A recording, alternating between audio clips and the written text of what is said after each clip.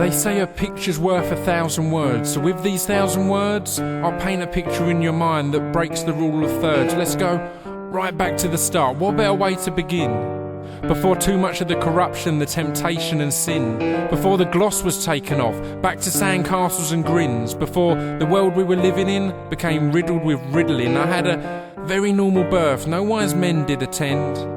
Born into my family as son, brother and friend. I had a normal start to life with a very normal infancy. And over the years many events did influence me, but there's one that stands out now with a special place in my mind. And the more times I think back, the more new memories I find. When I was 4 years old, out in France, I almost died. A wave swept up to the shore and took me back for the ride. And in that moment of fear, I gazed below normal tide. And that's when the depths of the ocean showed what was really inside. I saw a man sat just below the surface on a rock.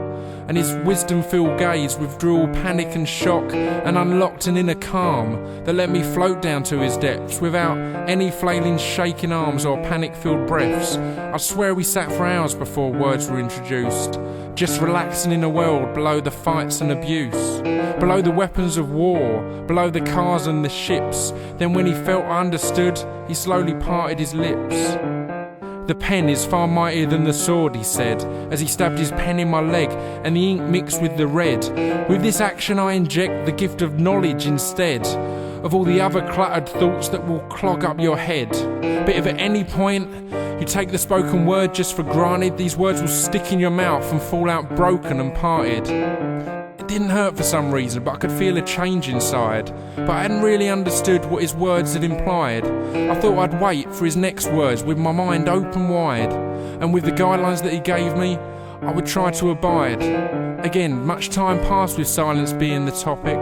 But the serenity was such bliss I had no words that could stop it. Then after what seemed like a lifetime had passed, he stopped and looked right through me like I was made up of glass. And at that very moment, I was grabbed from this landscape. As I left this wise old figure, I quickly prompted a handshake and I was carried back to shore, my life saved by my own dad, with no memory at the time of the experience I'd had.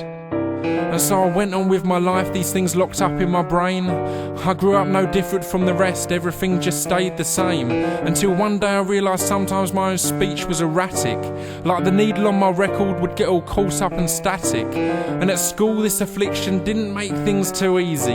An easy target so the kids would sometimes laugh at and tease me. I guess there's no denying this made me stand out from the rest. But that kind of thing has never fazed me, I just took it in jest. Sure, the broken stammers of a youth can kind of bring some attention, but the sympathy of a teacher can get you out of detention. And this continued until I reached a certain age, until I started to thrive for knowledge, for every word and every page. All of a sudden the words would just flow off of my tongue. When I got bored of how one sounded, I'd just learn a new one. I started listening to all these people who showed great use of each word, feeling the buzz from every single line from Gil that I heard. The way he manipulated the language and really made it develop, as he told another story from 125th Street and Lenox, and Mr. Mojo Rising, the American poet, had enraptured my mind with words and would never know it. I would sit in my room for hours just listening out for every underlying meaning in the words he would shout. Then I'd put on the specials to hear their social commentary. You couldn't help but get drawn in, sometimes even involuntary. And the way that Rakim would take my mind on a journey to a kind of lifestyle and scene that never used to concern me, a completely different world to the one that I lived in.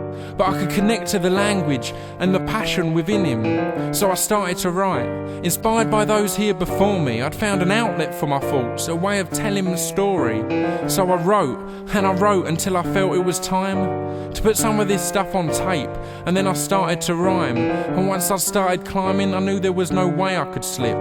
And that's the one true birth of this here Scroobius Pip, the one with the leather ties and weathered eyes, whose 37 clever lines left 37 severed minds, the one that speaks but never lies and sometimes fails but always tries, and the more he writes the more he finds it pays to bleed between the lines. They say a picture's worth 1,000 words, so with these 1,000 words I'll paint a picture in your mind that breaks the rule of thirds. They say a picture's worth 1,000 words, so with these 1,000 words I'll paint you one big picture in your mind that breaks the rule of thirds.